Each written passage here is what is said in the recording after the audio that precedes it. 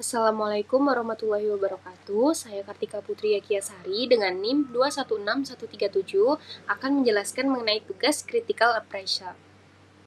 Untuk jurnal yang saya gunakan yaitu berjudul Cost Minimization Analysis Comparing Entropobacter versus Romiflostim for Adult with Chronic Immune Thrombocytopenia.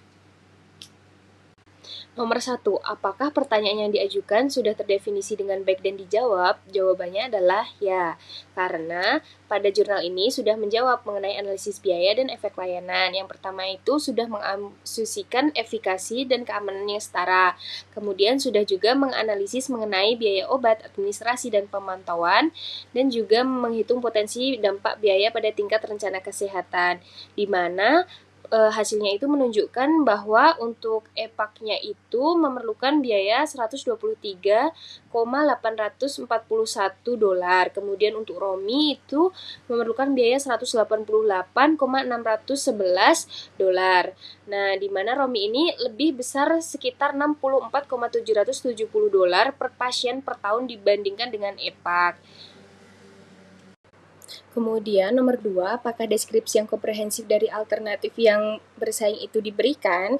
Jawabannya adalah ya, karena jurnal tersebut itu sudah memberikan deskripsi yang komprehensif mengenai alternatif yang dibandingkan, yaitu EPAK dan ROMI, di mana yang menerima itu merupakan pasien lebih dari 18 tahun yang sudah tidak merespons lini pertama. Kemudian untuk terapinya itu ada EPAK dan juga ROMI, yang diberikannya itu untuk EPAK oral setiap hari dan ROMI-nya itu injeksi subkutan seminggu sekali.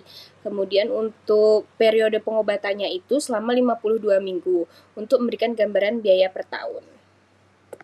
Nomor 3, apakah efektivitas dari program atau layanan itu telah ditetapkan? Jawabannya adalah ya, karena dalam jurnal tersebut efektivitas layanan atau program dari EPAK dan ROMI itu telah ditetapkan, tetapi tidak sepenuhnya itu melalui uji klinis acak terkontrol atau RCT langsung. Sebaliknya, efektivitasnya itu didasarkan pada kombinasi overview dari studi klinis, data observasional, dan asumsi yang disederhanakan. Kemudian untuk uji untuk membandingkan EPAK dan ROMI itu juga sudah tertera pada jurnal ini.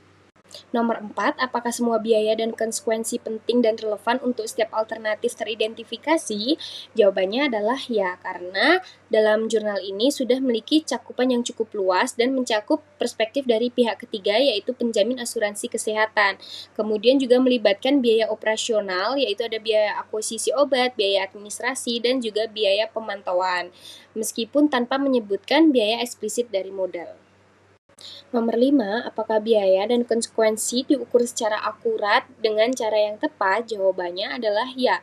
Di mana dalam jurnal ini contohnya itu ada biaya akuisisi obat dihitung berdasarkan dosis mingguan rata-rata, serta pemborosan vial untuk ROMI dan dihitung secara eksplisit. Kemudian semua komponen untuk biaya berbeda antara EPAK dan ROMI, termasuk pemantauan fungsi hati untuk EPAK itu juga telah dimasukkan. 6.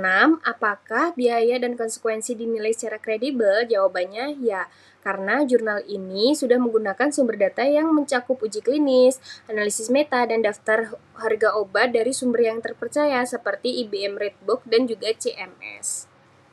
Nomor 7, apakah biaya dan konsekuensi disesuaikan dengan perbedaan waktu?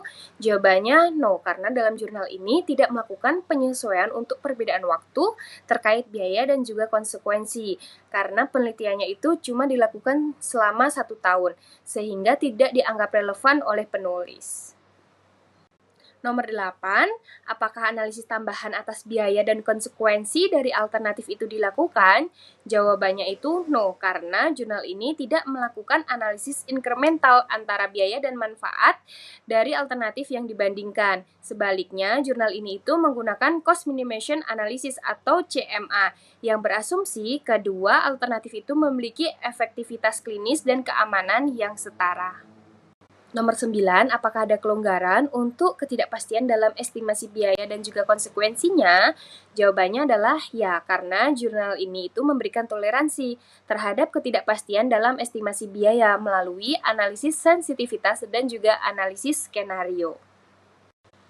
Nomor 10, apakah penyajian dan pembahasan hasil penelitiannya itu sudah mencakup semua permasalahan yang ada dan kekhawatiran bagi pengguna? Jawabannya, ya, karena jurnal ini sudah mencakup isu-isu penting yang relevan bagi pengguna, meskipun tidak menggunakan indeks atau rasio cost effectiveness ratio, tetapi menggunakan cost minimization analysis.